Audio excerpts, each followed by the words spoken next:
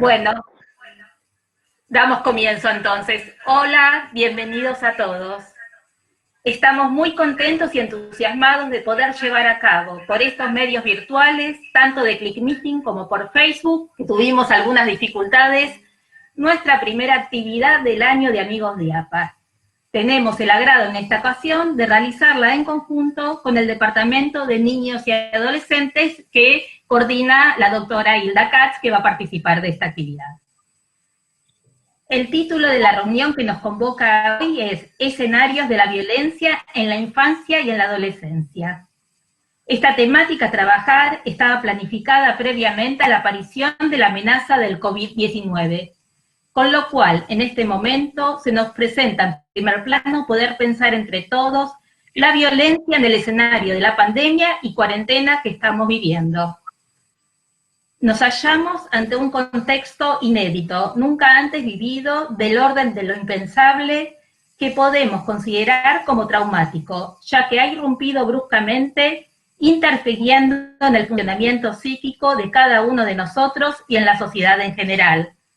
Nos encontramos con una población impactada por un alto grado de incertidumbre, amenazada por un virus, viviendo en estado de confinamiento, exacerbándose en muchos casos los conflictos vinculares. Estamos observando que han sido las familias con hijos pequeños en edad escolar de las más afectadas durante la cuarentena.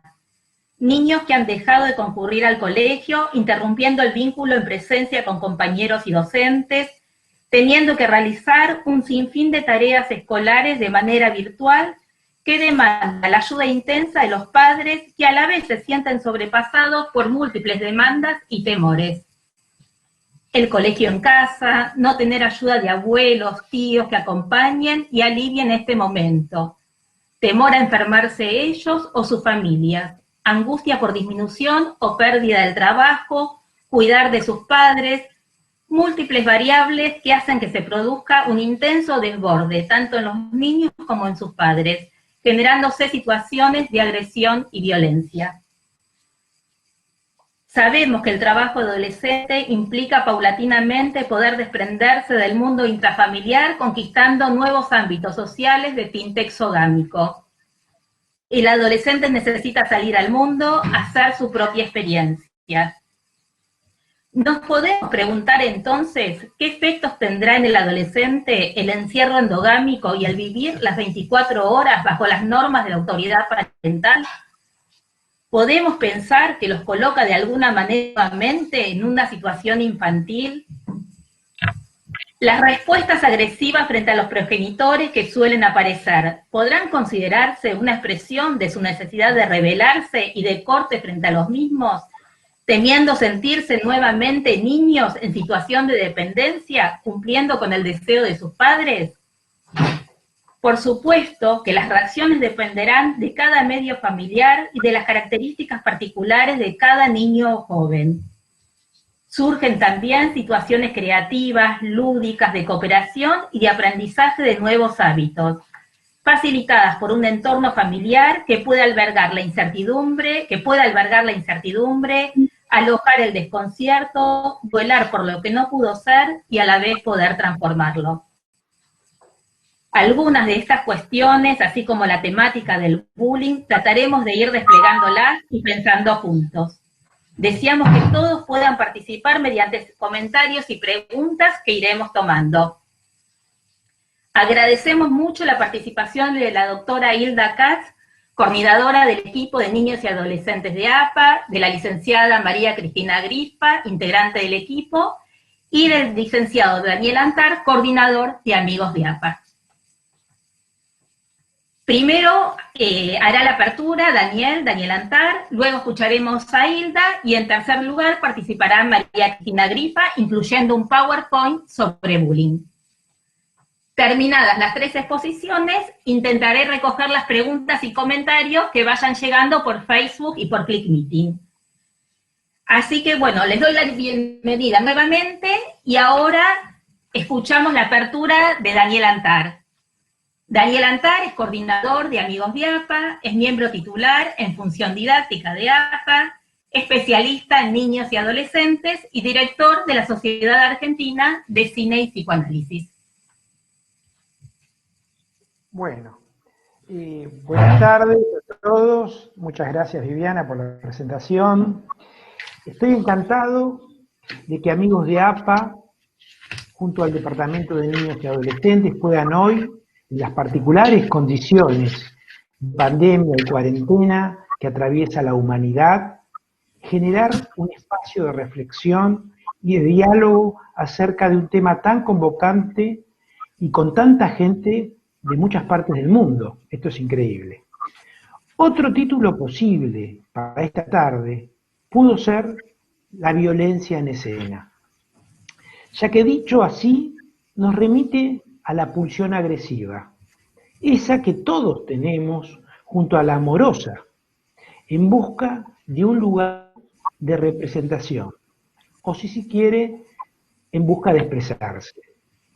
Pero a poco de pensarlo, es claro que si esa representación, si esa expresión es lo suficientemente lograda, probablemente ya no hablaríamos de violencia, sino quizás de despliegue escénico, como por ejemplo lo es el teatro, o un taller literario, o los diversos espacios, vale decir, escenarios de la vida en general, en tanto espacios compartidos creativamente.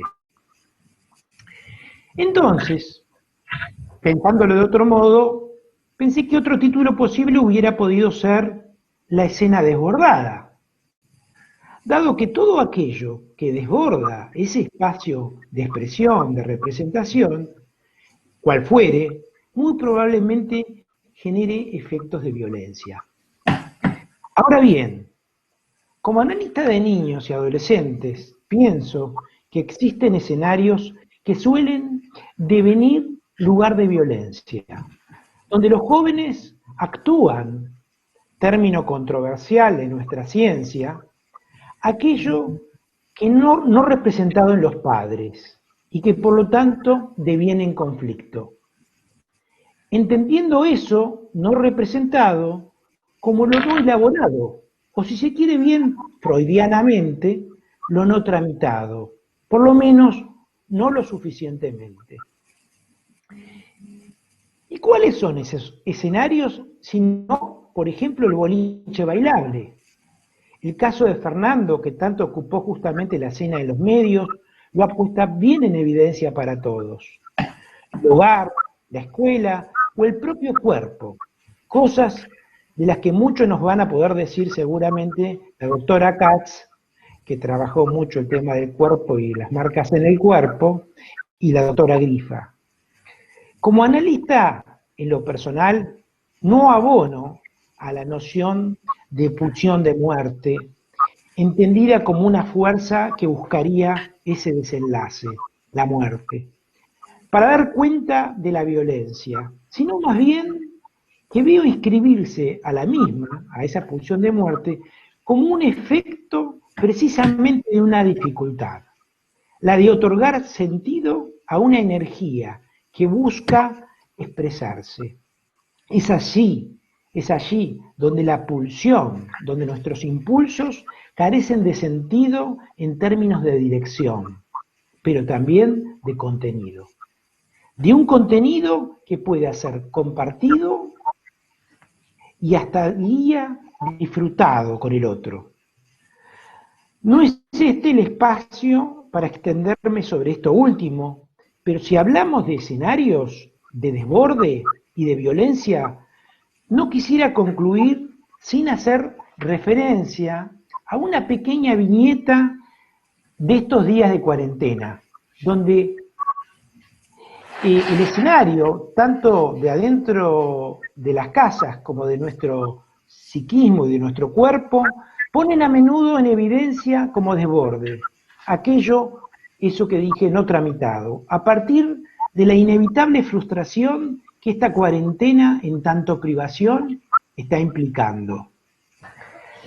Esta viñeta, que voy a dar en un ratito, pretende mostrar cómo ciertas situaciones de privación física y psíquica promueven diversas reacciones frente a la frustración.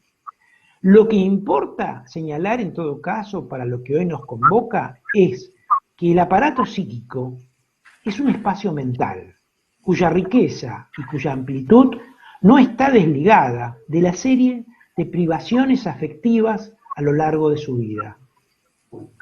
La estrechez de dicho espacio se verá entonces compelida en situaciones difíciles como las que hoy, por ejemplo, atravesamos por la pandemia, a diversas reacciones defensivas, regresión mediante, donde las más patológicas tomarán la dirección de la descarga poco procesada de las pulsiones, en sus modos más ligeros hasta los más brutales.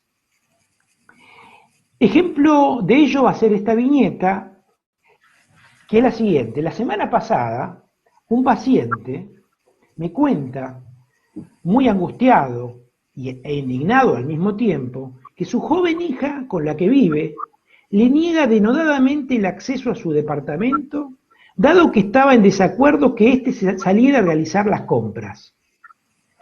La misma, la muchacha, fundamentaba su accionar en que irresponsablemente su padre podría haber contraído el virus mortífero, el coronavirus, y así contagiarla a ella. No alcanzaba que su padre, médico de profesión y sin ninguna vulnerabilidad física, tomara todos los recaudos para traer las necesarias provisiones. Recién luego de varias horas y con todos los productos de heladera echados a perder, por intercesión de otros familiares a los que tuvo que apelar mi paciente, es que esta muchacha se dignó abrirle de mala manera la puerta. Habría mucho para decir de esta viñeta, de su contenido profundo y de la complejidad allí condensada. Pero en esta ocasión valga solo señalar que cuando la ansiedad persecutoria, ya intensa por diversos factores en un sujeto, como es pertinente en el caso de esta muchacha, se ve potenciada por una situación tan especial como la que constituye la presente cuarentena, pone a prueba inevitablemente nuestra tolerancia a la frustración. Eso de lo que los psicólogos hablamos tanto, digamos, siempre. De este modo vemos entonces que es necesario que ese escenario habitual, como es el hogar, bien puede constreñirse como espacio de elaboración de la angustia y dar lugar así a que un yo frágil y también con poco espacio de tramitación, como pudo ser este caso, se vea instado a proceder frente a una vivencia de lo siniestro a un acto de desborde, donde la mente trata de arrojar afuera aquello que debería elaborar adentro. Bueno, es un gusto hoy escuchar a los panelistas que siguen. Gracias. Bueno, muchísimas gracias, Daniel. Vamos a escuchar ahora a la doctora Hilda Katz. Es licenciada en Psicología de la UBA, es miembro titular en función didáctica de APA, Asociación Psicoanalítica Argentina, coordinadora del Departamento de Niños y Adolescentes de APA, profesora de seminario de APA, coordinadora de espacios de investigación de APA, profesora invitada titular del posgrado USAL y artista plástica. Te damos la bienvenida calurosamente, Hilda. Hola, ¿qué tal? Estaba escuchando a Daniel, ¿no? Y también lo que planteó Viviana. En principio yo quisiera decirle que cuando es amenazada la supervivencia nos encontramos en todas las edades con la necesidad de apego y la búsqueda de protección, ¿verdad? Y como analistas necesitamos tener presente y a la cual podemos contribuir con una perspectiva abierta y sobre todo más creativa que nunca en este momento, ¿no? Es decir, no quedarnos pegados con nostalgias y añoranzas del pasado y del presente de lo que fue y que tal vez va a ser pero distinto, ¿no? Y que impiden contactar con el dolor de esta etapa que estamos viviendo, de esta pandemia, ¿verdad? Que es una crisis, podemos considerar una crisis civilizatoria de la humanidad toda. O sea que nos enfrenta a lo desconocido, a su fuerza imprevisible. Pero es una propuesta que no se puede sostener desde la individualidad, ¿verdad? Sino por el contrario, de la posibilidad de armar redes de comunicación, intercambio permanente, como lo que estamos haciendo, como lo que se hace en APA, a través de la línea de media para atender los llamados de urgencia.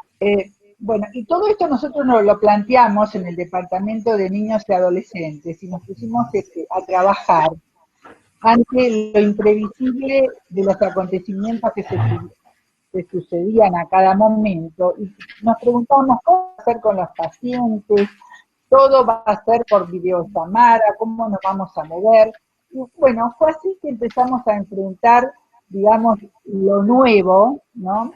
Y tratando de conectar con lo que podíamos hacer, ¿no? Con la potencia, digamos, del psicoanálisis para poder sostener y sostenernos en situaciones de crisis o de catástrofe como lo estamos atravesando.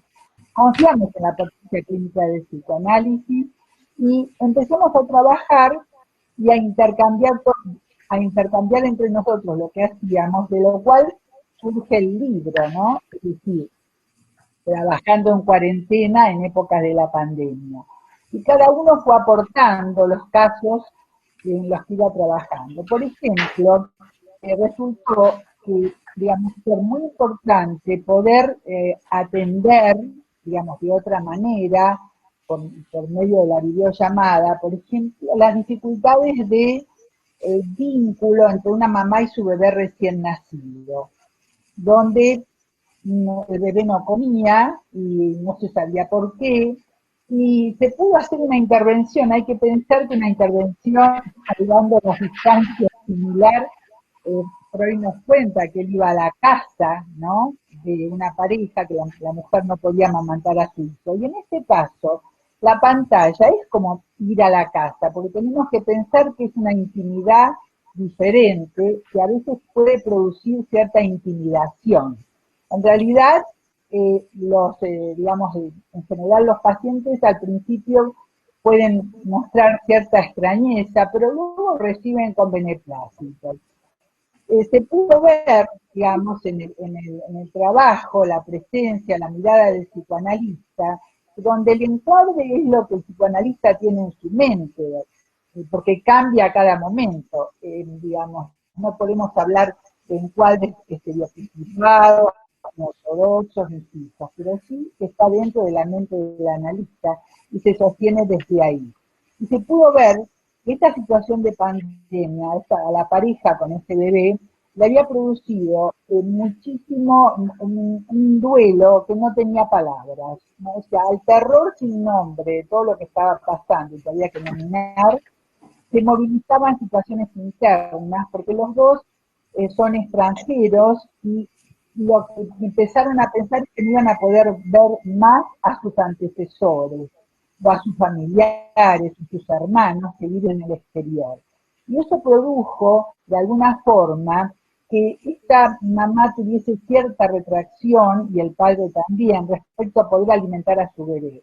Cuando se pudieron hablar de esto a través de la mirada del psicoanalista en la intimidad del hogar, en el caso de los bebés es, digamos, bastante práctica porque no tienen que trasladarse, de alguna forma, al sentirse alimentados los padres por las intervenciones o señalamientos que se puedan hacer, pudieron alimentar a su bebé y afiliarlo, porque estaba como desafiliado de un proyecto familiar. En otros casos se vio también la misma situación, de un bebé que no se podía conectar de 2 años con su mamá y que la buscaba y que ella no podía reaccionar porque se le reactivaban ante la pandemia miedos, terrores, ataques de pánico que la invadían y que la alejaban del vínculo con el bebé. Todas estas intervenciones, interacciones tempranas, realmente tienen su relevancia, porque permiten prever, aparece la función preventiva del psicoanálisis, de la consulta a tiempo, aunque sea una, dos o tres consultas, depende, pero permite de alguna forma trabajar en la prevención de futuras complicaciones, cuando en esa primera, en este estado inicial, está digamos, que existe una interferencia, así como nos pasa cuando hablamos que tenemos interferencias. También dentro del equipo cada uno fue trayendo sus experiencias, o un chiquito de 3 años, cuando los chicos son muy pequeños, uno siempre va a trabajar con los padres, lo cual es realmente algo muy positivo, porque tienen que estar la conexión, etcétera. Pero de paso tenemos la oportunidad de hacer binomio, de hacer grupo familiar, de aclarar situaciones que a veces se dejan pasar, pueden agravar mucho las relaciones. Por ejemplo, un nene de 3 años, celoso porque había tenido una hermanita y que no lo podía escuchar, y se pudo jugar con los padres esa situación. A medida que van creciendo, nos encontramos con que en principio siempre tienen la necesidad de que estén los padres, que estén presentes, pero ya a veces por momentos el nene se pone a jugar o la nena y pide que no, que pueden estar solos un ratito. Pero todo esto hace que se pueda trabajar con los chicos pequeños, con el grupo familiar, y los resultados son muy alentadores, porque los padres de alguna forma los ayudamos a entender qué está pasando con los hijos, lo mismo con los chicos que tienen dificultades, que están muy angustiados por estar en confinamiento, y dándoles ideas de qué es lo que pueden hacer y acercándolos para que entiendan el estado de indefensión, tanto de los hijos como de todos en esta incertidumbre que estamos viviendo. Ayuda muchísimo a poder transformar esa angustia, a poder darle un nombre y a que se produzca algún tipo de acercamiento. También vemos que los padres de chicos chiquitos a veces se sienten como que la casa tiene que convertirse en un circo, y la verdad que no es conveniente, porque no hay ánimo para ese tipo de situaciones, ¿sí? Ir tratando de transmitirle a los chicos lo que está sucediendo dentro de las posibilidades que tienen. Y así, digamos, bueno, hay muchísimos ejemplos que estamos trabajando en el departamento donde los chicos, por ejemplo, ya 8 años, sentían también, recibían bien la presencia del analista en la intimidad del hogar, porque había padres de pronto se quedaban solos, que estaban peleando, así decía, escuchar cómo se están peleando, y se podía en ese momento hacer intervenciones, señalamientos que llevaban mucho alivio a situaciones de mucha tensión, porque hay que pensar que, digamos, la tensión está exacerbada, y también se da lugar, como lo vemos a diario, la violencia en las relaciones, es decir, pienso que podemos hacer muchísimo. Yo quiero ir llegando hasta lo de los adolescentes que ustedes plantearon, ¿no?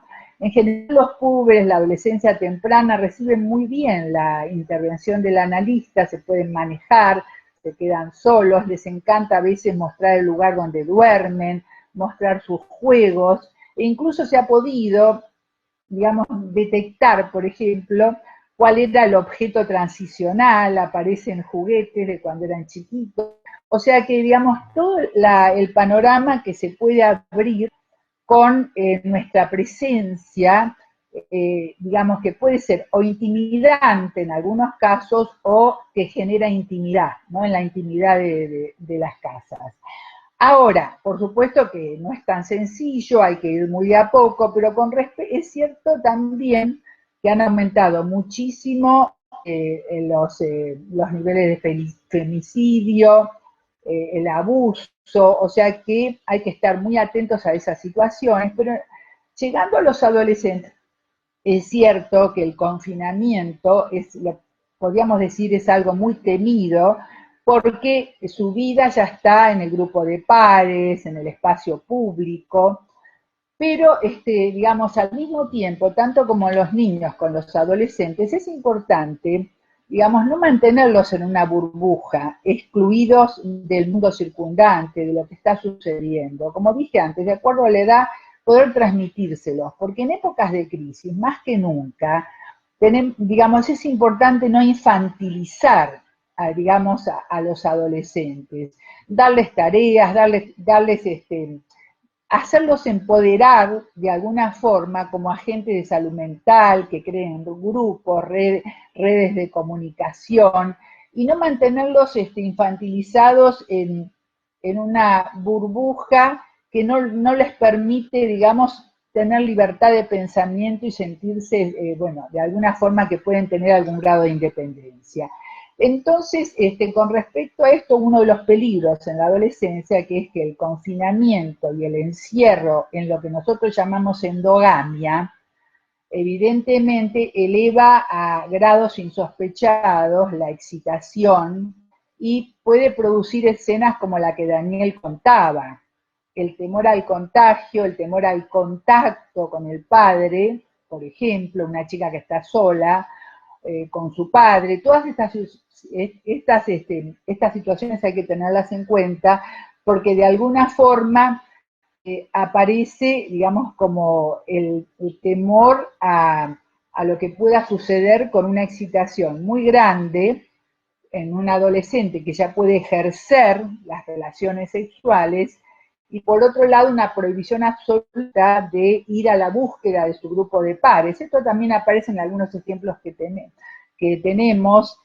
como que salen, incluso se han escapado para poder abrazarse con sus amigos, etcétera, pero es ante la desesperación de quedar en la endogamia, encerrados, con todos los peligros incestuosos que eso implica, ¿no? Por eso yo quería como llegar a esa etapa y mostrarla, que también ahí la mirada del psicoanalista puede hacer mucho para ayudar sobre todo a los padres a la comprensión de este tipo de situaciones y dentro de lo posible, si el adolescente acepta, poder también trabajar con el adolescente. En algunos casos que tuvieron, digamos, el pasaje de un tipo de terapia, digamos, habitual que teníamos antes a la terapia online, muchos se sintieron como aliviados también, porque se manejan perfectamente o sintieron que tenían mayor posibilidad de decirle lo que les pasa, a veces escribiendo, a veces estando, a veces participando. Pero lo que yo quiero remarcar es que sobre todo es importante no evitar la angustia que esta situación nos provoca a todos, a los terapeutas, a los padres, a los chicos y a los adolescentes, que la expresan de distinta manera, ¿no? Porque, digamos, si no tratar de poder modificar la angustia sosteniendo espacios, ya sea espacio con los pacientes, ya sea espacio como los que mantenemos acá, comunicándonos entre los colegas, porque el aislamiento social no es aislamiento afectivo. Entonces hay que tratar por todos los medios de intensificar, digamos, la vinculación afectiva para poder sostener todavía lo que consideramos humanidad, ¿no? Los lazos afectivos, y que de alguna forma eso lleva bastante alivio. Por ejemplo, chicos que de pronto no pueden comer y que sienten que la presencia del tercero de alguna forma esos abuelos que no están, de los cuales están desconectados, donde aparece, digamos, como un corte en el vínculo con los ancestros, con los temores a la muerte que están implícitos, a no poder verse más con su familia, a no poderse ver más con los padres que están lejos, con el resto de los familiares. Todo eso tenerlo presente, no negarlo, no desmentirlo, no caer, como digamos diría Bion, en la estupidez de no considerar lo que está sucediendo, sino tratar de aceptar, ¿no?, que tenemos que tener una posición de humildad ante nuestra propia vulnerabilidad, aceptar nuestra propia vulnerabilidad, nuestros límites, y de esa forma también ayudar a que ya sea los padres puedan establecer esos límites en sus hijos sin sentirse, digamos, mal por eso, aceptando que por supuesto van a estar más en la Play, más en la computadora, si lo tienen, no todos tienen esa posibilidad, pero al mismo tiempo no dejarlos al borde, podríamos decir al borde del camino. En general los adolescentes no quieren saber nada de lo que tiene que ver con la enfermedad y la muerte, porque es normal y es hasta digamos que es típico de esa edad. Entonces, de alguna forma, el comunicárselos de alguna forma para que lo puedan aceptar y para que puedan sentir todo lo que ellos pueden colaborar, ya sea frente a, digamos, al miedo, ¿no? Es decir, el miedo que tenemos todos, aceptarlo, al cual se lo desafía con la cooperación, la solidaridad, ya sea intrafamiliar, ya sea en las redes, con los grupos de pertenencia, y creando así como lazos, podríamos decir, exogámicos, para que sientan que no están tan encerrados. En general, el adolescente, por supuesto, sano, necesita confrontar. Y por supuesto confrontar cuando se le pide que hagan desde las tareas del hogar, pero no hay que tener miedo a esa confrontación, hay que sostenerla entendiendo que es una situación difícil para todos, ¿no? Es decir, poder sostenerla y sostener toda la angustia que eso representa. Digamos que la idea era como ir transmitiéndole a través de los casos todo lo que podemos hacer en este momento, digamos, sin desmentir la realidad que todos estamos compartiendo, pero sobre todo tratando de achatar la curva del desaliento para que evitar el contagio del pánico. Esa sería la idea. Sin negar el miedo, evitar el contagio del pánico. Así me van apareciendo en la mente muchos casos que estuvimos trabajando con todo el equipo, que había, digamos, por ejemplo, situaciones en general en los bebés de no poder dormir, de no poder comer, que tenía que ver con algo que estaba afectando el vínculo de los bebés con sus padres. Por otro lado, hay que tener en cuenta también que en medio de este duelo global, de la aflicción y el duelo, ante el cual tenemos que responder, digamos, con humildad para poder enfrentarlo, también hay otras perspectivas. La de los pediatras, por ejemplo, un pediatra me comunicó, yo entiendo que estamos pasando una época terrible, dice, pero los bebés en la provincia están cada día mejor. Los bebés, las madres prolongan la lactancia, los padres y las madres que trabajan en casa, como tienen tiempo, los están estimulando todo el tiempo y los bebés levantan la cabeza antes, se sientan antes, dice, vienen totalmente enérgicos, les cocinan, no comen más comida de frasco, dice, en general se enferman muchísimo menos, vienen para la vacuna, se escapan de la balanza, están con toda la energía, es decir, esto lo cuento a modo de algo, digamos, que también hay que tener en cuenta, que para los chicos chiquitos, estar en contacto con sus padres, aunque los padres estén desbordados, en general tiene efectos benéficos también, cuidando de que es normal que los padres estén desbordados, que es normal que estén cansados, que es normal que estén sobrepasados. Sobre todo también hay que atender la situación de las familias monoparentales, como la que contó Daniel, donde en realidad se siente mucho más exigido el padre que le corresponda o la madre, se sienten muchísimo más exigidos porque es más difícil la contención y todas las tareas que eso implica. Entonces, que se encuentren con la palabra de un analista que dice que sí, es cierto, que no tiene por qué ser perfecto, que va a estar cansado, que va a estar va a necesitar por ahí desconectarse un poco, que no se exijan tanto para que puedan tener, digamos, y poder dar a sus hijos, dar sin resentimiento. Porque si se niega el miedo, la muerte, el pánico en los adultos y sienten que tienen que estar todo el tiempo bailando para entretenerlos, es como que hay algún momento que eso, digamos, los desgasta, más todos los problemas económicos y además de la salud que trae la pandemia, y no significa, digamos, un verdadero encuentro, un encuentro donde puede integrar los aspectos, digamos, quizás más tristes de toda esta situación, como también otros aspectos que tienen que ver con la vida, con la necesidad de seguir manteniendo la vida, con la necesidad, sobre todo, de albergar la esperanza, ¿no? Armar tramas, o sea, que se mantengan las relaciones entre los profesionales como tratamos de hacer por lo menos, que se mantengan las relaciones afectivas, familiares. Me parece que te quiere hablar Viviana. Quería terminar con la esperanza. Me parece fantástico, Hilda, que termines con esto de la esperanza y como también la cuarentena trajo como quizás, si bien hay padres desocupados, también padres disponibles que pueden estar albergando también a su hijo, alojándolo, ¿no? Esto que te contaba el pediatra.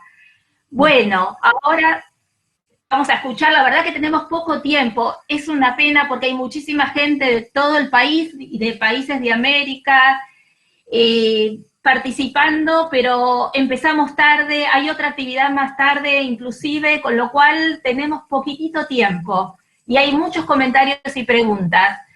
Vamos a escuchar ahora a María Cristina Grifa, la licenciada María Cristina Grifa. Ella es licenciada en Filosofía y Psicología, ha hecho un posgrado en especialización en Medicina Psicosomática, es miembro adherente de APA, es profesora titular en universidades nacionales y privadas, autora de ponencias y artículos y es coautora de libros. Ella nos va a hablar sobre bullying, básicamente, y nos va a presentar también un PowerPoint. Bueno, adelante, Cristina. Gracias. ¿Qué se ve y qué no se ve en el escenario que ha descrito perfectamente Hilda? Lo que se ve y se expresa, se explaya, es la personalidad de un sujeto, que es una construcción que se va desarrollando en el tiempo y se expresa en distintas conductas que, como muy bien dio el ejemplo, yo voy a tomar el ejemplo de Hilda, del bebé que no mamaba, que no se dejaba alimentar por su mamá, porque en toda conducta hay un aspecto manifiesto y un aspecto latente. Algo que veo, el bebé no come, pero vos como analista fuiste a ver qué pasaba por lo cual el bebé no comía. Esta conducta es siempre una reacción que se expresa en un mundo exterior, pero también que constituye nuestro mundo interior, nuestros pensamientos, nuestros afectos, las cosas que nos van sucediendo. La conducta es una realidad compleja que atañe a todo el hombre, a toda la personalidad, a todo el sujeto, y siguiendo la teoría de Blecher, que es uno de nuestros fundadores de APA, argentino, José Blecher, para hablar de algún psicoanalista argentino, él dice que la conducta implica el cuerpo, el psiquismo y el mundo exterior. El cuerpo como lo estudia la anatomía, como lo hemos estudiado en el colegio, y ese cuerpo tiene para nosotros, para lo que queremos hablar, un aspecto fundamental que son necesidades. Expresa necesidades, necesito tal o cual cosa. El psiquismo está constituido por pulsiones, representaciones y efectos. La pulsión es lo que nos lleva a mí a hacer esto. Por ejemplo, nos llevó a encontrarnos esta noche, una noche desapacible, una noche de pandemia, pero nos lleva a querer encontrarnos, a querer conocer algo más. Eso es la pulsión. Y esa pulsión a su vez está unida a un objeto, ya que cuando buscamos siempre algo determinado. Y si no encontramos ese algo determinado, quedamos insatisfechos y seguimos buscando hasta encontrar el objeto determinado. Cuando esto se halla, esto nos afecta. ¿Cómo nos afecta? Básicamente nos da placer, displacer, satisfacción, como alegría, tristeza, todo el mundo, la riqueza del mundo afectivo. ese cuerpo y ese psiquismo son una unidad. Son una unidad que interactúan, nunca actúa el cuerpo por aquí y el psiquismo por allá. Pero a su vez, cuerpo y psiquismo se expresan en el mundo exterior como nos estamos expresando nosotros en este momento. Ese mundo es, por un lado, mundo exterior. Nosotros ahora estamos emitiendo sonidos para que los que escuchen algo, y a su vez estamos también modificando nuestro mundo interno, es decir, la acción tiene un aspecto externo y un aspecto interno. Dentro de esa agresión, dentro de esa acción, hoy lo que nos interesa, no porque sea el único tipo de acción posible, es hablar de la agresión, de la violencia y de la agresión y la violencia en oposición a la convivencia. Cuando nosotros hablamos del término agresión, tiene mala prensa. Parece siempre algo negativo. Tal vez porque no conocemos cuál es la etimología del término agresión, que viene del latín, que significa andar. Agredir significa proyectar, significa caminar. Ese es un aspecto. Y otro aspecto, que es el más conocido, agredir es atacar, destruir, humillar. Cuando pensamos en esto y pensamos en cuáles serían los ejemplos de la vida cotidiana que nos muestra la agresión, el ejemplo tal vez más claro, y para mí el ejemplo príncipe, es justamente en el ámbito biológico la agresión que se da en el comer, en el proceso digestivo. En el proceso digestivo hay catabolismo y anabolismo. Es decir, algo se destruye, la galletita se destruye para que se convierta en mis propias células, en mi propia sustancia.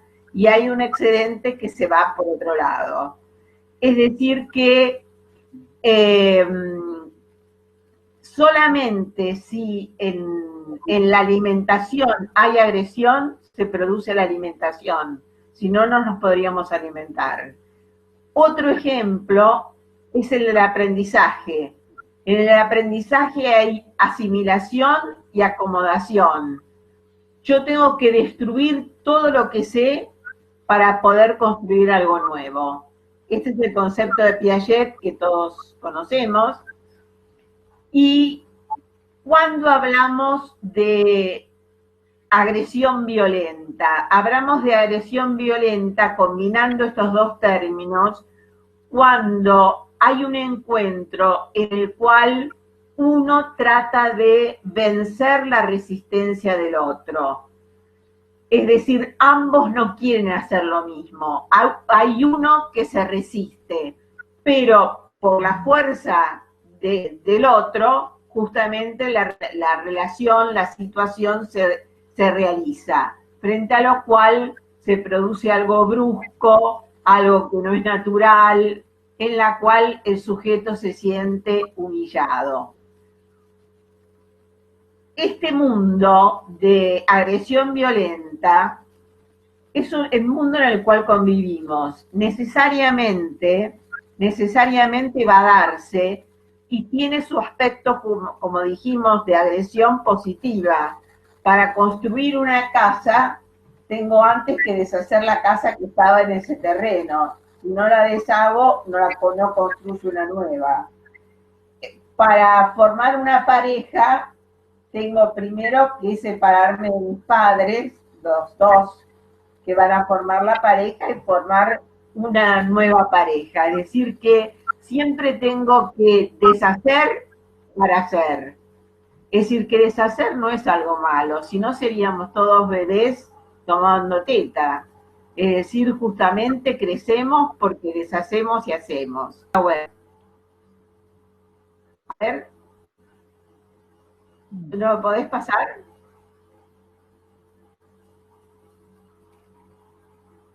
Porque son fotos, por eso quería pasarlos, pero bueno, ahí está. Otro Viví.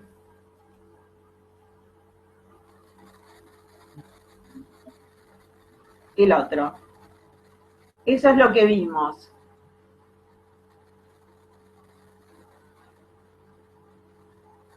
Bueno, acá les reuní, como dicen que las imágenes valen más que las palabras. Justamente en el primer caso es un precioso bebé que está haciendo un proceso de digestión, está destruyendo su galletita para que se produzca el catabolismo y el anabolismo. Acá vemos a un niño, acá está el padre del niño, que ambos están jugando para hacer y deshacer con un juego de cartas distintas cosas. Pero para hacer algo nuevo, justamente necesito de hacer ese proceso de aprendizaje, de asimilar y acomodar. Acá tenemos la agresión violenta en dos personas jóvenes, maduras, donde la violencia no solamente se expresa por la palabra, por la acción, por la no acción, por la indiferencia. Y en esta otra lámina representa el bullying escolar, donde hay un niño al cual lo están humillando y después siempre en el bullying está el agresor, el agredido y los que observan. Los que observan también son participantes, porque no dicen nada, pero no decir es lo mismo que decir. Y por último, con esto termino, si nosotros podemos dirigir amorosamente la agresión, podemos llegar a lo más importante, que es la convivencia. Acá tenemos una mamá con su niñito en un parque, disfrutando de la naturaleza, y la convivencia es el gran problema del siglo XXI, según toda la antropología actual. Muchas gracias. Bueno, muchas gracias, Cristina. ¿Se escucha? ¿Sí? ¿Se escucha? Bueno, muchas gracias, Cristina. Lamentablemente tenemos muy poquito tiempo. Yo quiero retomar mínimamente lo que dijo cada uno y poder dar lugar a preguntas y comentarios. A ver, Daniel nos habló del desborde, nos habló que los adolescentes, en el caso de esta paciente, quizás actúan muchas veces conflictos no procesados de los padres. Hay un desborde de lo pulsional, aquello que no llega a representarse. Hilda, nos hablaste de la prevención del psicoanálisis. Me estás hablando de un psicoanalista activo en este momento, con una apuesta pulsional fuerte, ¿no? Que va interviniendo en la relación, vos trabajando con niños y adolescentes, de los padres con sus hijos, de una manera como muy preventiva y también como un tercero que aparece, lo pensaba. Cristina, nos estás hablando de agresión, de bullying, de violencia. Yo pensaba en una agresión trófica que tiene que ver con la evolución y el crecimiento, digamos, diferente de una agresión que tiene que ver con la destrucción, lo que aparece en el bullying. Cuando vos tomás el ejemplo de la alimentación, me parece que te estás refiriendo a eso. Estas son pequeñas puntuaciones, pero que quiero dar lugar, porque la verdad que hay gente de todo el país, hay gente de Colombia, de Brasil, de Perú, de Honduras, de México, con preguntas y comentarios. Yo lamentablemente no puedo leer en mi computadora los comentarios y preguntas de ClickMeeting, pero voy a leer los de Facebook, que hay muchísimos y muy interesantes. Así que los voy leyendo y quien quiera me va levantando la mano para responder, ¿ok? Eh, Acá preguntan, Cristina, la agresión, Luciana Juana Ulla pregunta, ¿la agresión no la considerás una forma de violencia? No siempre, justamente en este doble sentido de agresión. Agresión como proyecto, como andar hacia adelante, no es violencia. Ahora, la agresión en su aspecto, digamos, cotidiano, vulgar, que tiene que ver con destruir, no con complejizar, sino con destruir, ahí sí, en general, está acompañada de violencia para lograr el objetivo que quiero, como por ejemplo es en una pelea entre dos chicos, hombres, hombre, mujer.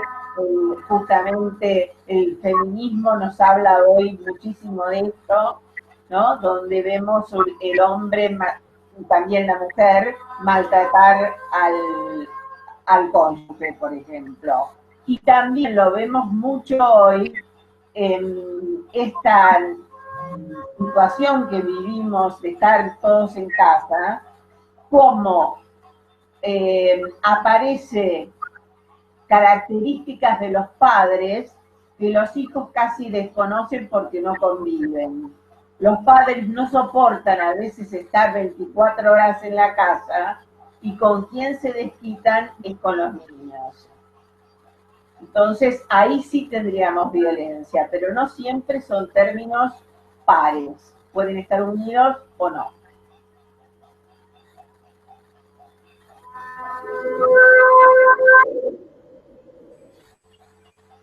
El micrófono. Acá hay otra pregunta.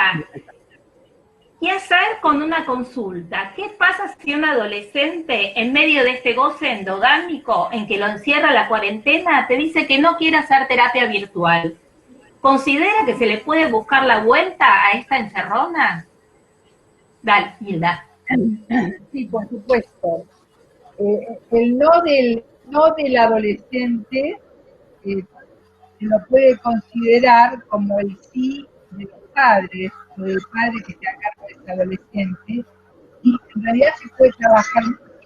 Una de las cosas que niños y adolescentes que más intensificó el tema de trabajar de manera virtual es la participación de los padres o del grupo familiar, donde bueno, se puede reunir todo el grupo familiar y el adolescente que se presente, que se puede hacer muchísimo, y que se arma una trama para sostener ese pedido, se arma una trama para poder sostener, porque si no, que a lo mejor es la manera que tiene de defenderse de la, digamos, una situación incestuosa que debe sentir, que en algunos casos, cuando estamos con patologías graves, realmente pueden pasar al acto, como pasó la semana pasada, que grande, que mató a su madre con un cuchillo plástico, siendo que tenía el diablo adentro. Ustedes saben lo que es para nosotros el diablo adentro, ¿no? De que por el contacto llega a esos extremos, patologías graves. En las que no son tan graves, se defienden con un no, aislándose, buscándose relacionar con sus amigos, y se puede hacer muchísimo con el grupo familiar, aunque el adolescente no se presente.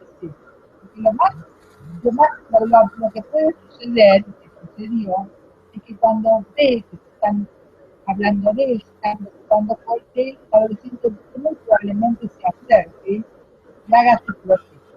La confrontación es necesaria y es inevitable. ¿Por qué? Porque, como decía Wilson, los chicos en situaciones anormales, ¿verdad?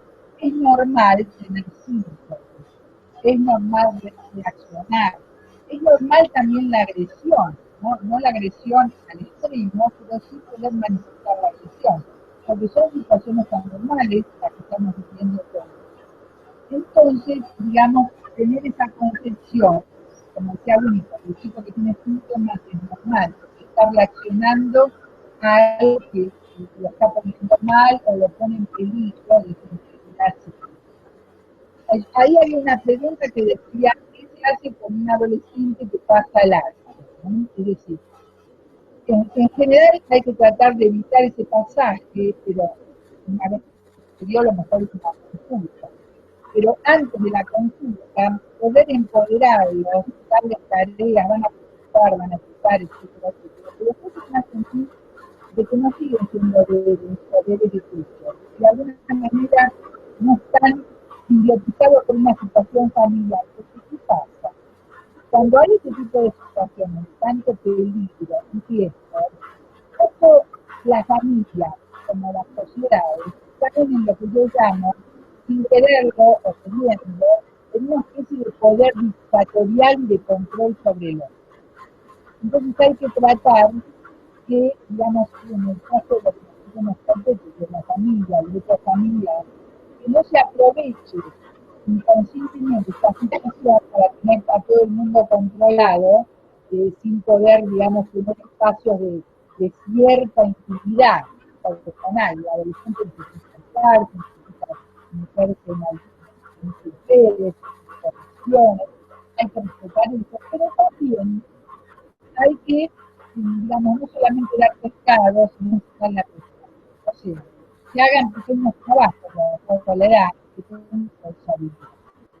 Porque eso también les genera la sensación de que no están en un espacio atemporal que el tiempo no pasa. El tiempo pasa, son más grandes, se dicen cosas, se pide ayuda, incluso los chicos desde chiquitos que participan en las cosas del hogar, que acompañan, que ayuden, y todo eso los va haciendo sentir que pueden separarse de la simbiosis primigenia, digamos, de que puede ser patológica en algunos casos, y hacer algún tipo de un camino de crecimiento mental y de respeto. Así que creo que es un mal bien. Hilda, ¿me escuchás? Sabes que se te está escuchando muy mal, me están comentando que se está escuchando mal. No sé cómo hacer. Okay. Podemos darle la palabra ahora para Daniel, que nos quedan 3 minutitos, nada más. La verdad que es una pena porque hay un montón de preguntas, comentarios, es riquísimo todo esto que está surgiendo, da para otro encuentro realmente. Bueno, voy Daniel. Sí. Daniel, sí, eso. Voy a ver. Débora Igolnikov dice, con respecto al comentario del licenciado sobre su paciente, me hace pensar en el rol de la autoridad relacionado con la represión y los límites, que parece haberse difuminado en la actualidad con las nuevas formas de relacionarse, donde los padres le temen a los hijos y estos son los que ponen los límites a los padres. Está muy bien. ¿Cómo se llama? ¿Débora? Débora Igolnikov. Débora. Bueno, acierta. No voy a contar, por una cuestión obviamente de proteger la intimidad del paciente y demás, porque es un caso, digamos, muy en tiempo real, podríamos decir, pero sí, exactamente, ahí hay una situación de conflicto, donde hay una situación de conflicto en la trama familiar y donde el establecimiento, como bien dice Débora, de la ley, de la norma interna, de eso que los psicoanalistas llamamos superyo, ¿no es cierto?, que habilita con el tiempo y si van bien las cosas en la formación de los ideales, no está estructurándose bien en esta muchacha. Con lo cual, la forma de demandar esa ley es a través del acto. Esto me da pie a decir una sola cosita, no me voy a extender porque sé que hay poco tiempo, de que los adolescentes en general, no hablemos en los casos patológicos necesariamente, que este sería el que digamos configuraría más un acto patológico, pero el adolescente normal tiende a la acción y tiende a usar la agresión como algo absolutamente saludable. Es bueno decir que los padres no deberían verse intimidados ante el redoble de la apuesta agresiva del adolescente, porque justamente lo que el adolescente quiere instaurar es la posibilidad de hacer la experiencia, dos cosas, de vivir la experiencia impulsiva para sentirse auténticos. No hay nada más odioso para un adolescente que sentir que se somete, que se sobreadapta, ¿no? Quiere ser auténtico y eso está bueno, pero a su vez, para poder serlo, demanda una contención importante de los padres Por eso Winnicott decía, Hilda lo citó mucho a Winnicott, que tenemos que sobrevivir a ciertas situaciones. Y la posibilidad de la supervivencia de una manera adecuada y saludable es una experiencia increíblemente trófica de la vida impulsiva en el adolescente para poder crecer bien. Bien, nada más. Bueno, Claudia Divar comenta sobre el duelo compartido entre analista y pacientito por haber dejado el consultorio y estar en otro contexto sin la caja de juegos a la vista. ¿Cómo lo manejan ustedes esto? Y digamos, sigue un poco la línea, no sé si me escuchan bien, la línea de lo que yo decía, ¿no? No se puede tener a los chicos totalmente excluidos de la realidad, depende de la edad, por supuesto. Pero se habla que esta caja está guardada y que ahora tenemos otra caja para esta época que tenemos que trabajar de otra manera. Y en general los chicos lo hacen. Depende mucho, digamos, podríamos decir, del deseo del analista de seguir trabajando, de seguir conectándose, y seguramente van a encontrar la forma, sin negar y desmentir de que tiene una caja de juegos que en ese momento no la tiene, que hay que armar otra, dentro de lo posible se le pide a los padres que junten los juguetes que tienen a mano, los preparen para el momento del encuentro siempre que puedan, y a veces también, si la analista puede, que tenga también los juguetes. Pero lo importante es la decisión de sostener el vínculo sin dejar de lado la situación es angustiante para todos, sin decirlo al chico, por supuesto, pero según la edad, pero aceptando las limitaciones, porque son buenos los límites, pero en principio el primero que tiene que aceptar los límites es el analista ante su propia vulnerabilidad, ¿no? Como dice Freud en el artículo sobre la transitoriedad. Aceptar la propia vulnerabilidad y de ahí poder transmitir algunos de los límites que todos tenemos, aunque primero hay situaciones como esta, pero que tenemos siempre de distinta manera. Así que lo puedo mucho.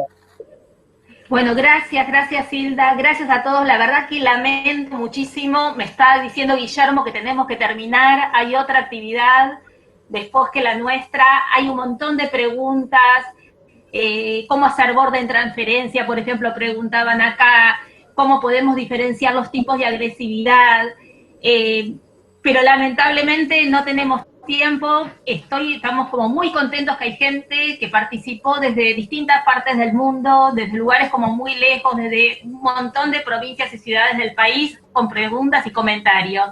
Vivi, una sola cosa, ¿puedo hacer un aporte? Dale, sí, y terminamos. Que la gente que se quedó con unas grandes intrigas, que nos pregunte por Facebook y si podemos responder, le respondemos. Vamos a intentar hacer eso porque la verdad como que hay como muchísimos comentarios y preguntas. Yo les agradezco, la verdad. Se me acaba de ocurrir. Buenísimo, yo les agradezco a todos los que están del otro lado de la pantalla, su participación con las preguntas y comentarios. Hilda especialmente, muy rico todo lo que nos contás, digamos, lo que vos vas poniendo en palabras, las vivencias que vamos teniendo todos como analistas, ¿no? Daniel, con tu viñeta clínica muy ejemplificadora, el PowerPoint de Cristina, digamos, donde nos invitás a pensar sobre el bullying, la agresión, la diferencia entre agresión y violencia, y bueno, dan para mucho más, pero no tenemos más tiempo, así que bueno, ojalá tengamos otra vuelta. Los esperamos a todos en la próxima actividad de APA y